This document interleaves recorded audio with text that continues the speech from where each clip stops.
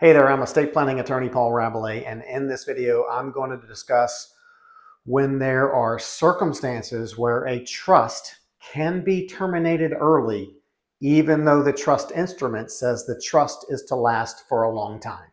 So let me give you an example. Let's say Fred sets up his revocable living trust and leaves his estate to 5 different people. Could be children, could be grandchildren, could be unrelated people. But he doesn't want those 5 people to get a lump sum of an inheritance. He doesn't want to dump it all into their lap. So in Fred's revocable living trust, he establishes sub-trusts so that these 5 people don't get their hands on it when the moment he passes away. He provides that after he dies, the trustee can make distributions to these people for their health, education, maintenance, and support. And then when they're 50, they can have half of their inheritance or half of their trust. And then when they're 60, they can have the rest of it. In Fred's revocable living trust, he names a trusted friend, let's call her Sally, as the trustee to handle Fred's trust when Fred passes away. And he names a corporate trust company as the backup trustee to Sally. And of course, Fred's revocable living trust becomes irrevocable at the moment that Fred passes away. So 20 years later, Fred dies, and let's say he dies with a $2 million estate. Each of the 5 trust beneficiaries now has a trust with $400,000. 400,000 times 5 is 2 million.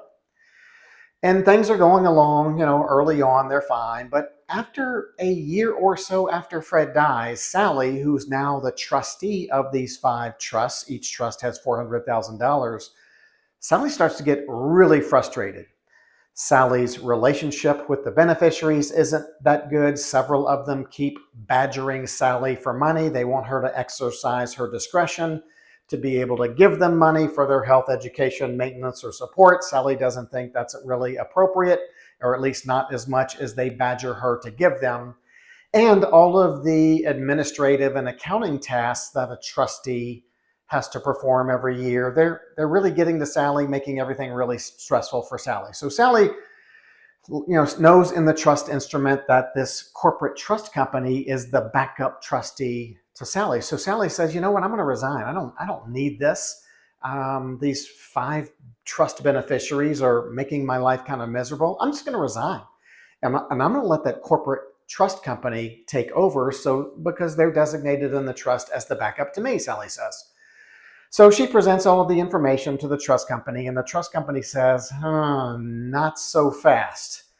Trust company says, we don't want to be the trustee. There's not enough assets here that justifies all that we have to do and as the trustee. So the trust company says, we're going to decline the appointment as the trustee, which they have the right to do.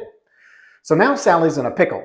She's miserable being the trustee, and the backup trust company won't accept the appointment. So what does Sally do?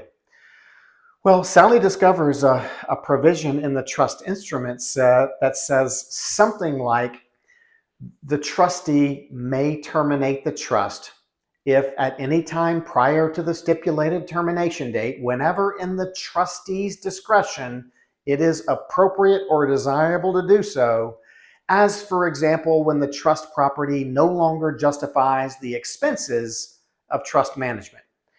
So what Sally does is she uses this discretion that the trust instrument gives her to terminate the trust, or really terminate all 5 of these sub-trusts. Let's say the beneficiaries are now 40 years old. So now everybody's happy.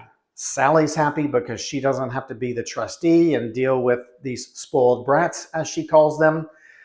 The beneficiaries are all happy because the trust terminated, and by terminating the trust, Sally just distributed all of the trust assets to the beneficiaries. So all these beneficiaries got their money when they were 40. They didn't have to wait until they were 60 to get it all. So that worked out well for everybody. So what the bottom line here is, know that sometimes there are some workarounds when dealing with a trust. And even though a trust may be irrevocable, sometimes trust terms within an irrevocable trust can allow for some maneuvering so long as it's appropriate to do so. Okay, hope that helps. We'll see you next time.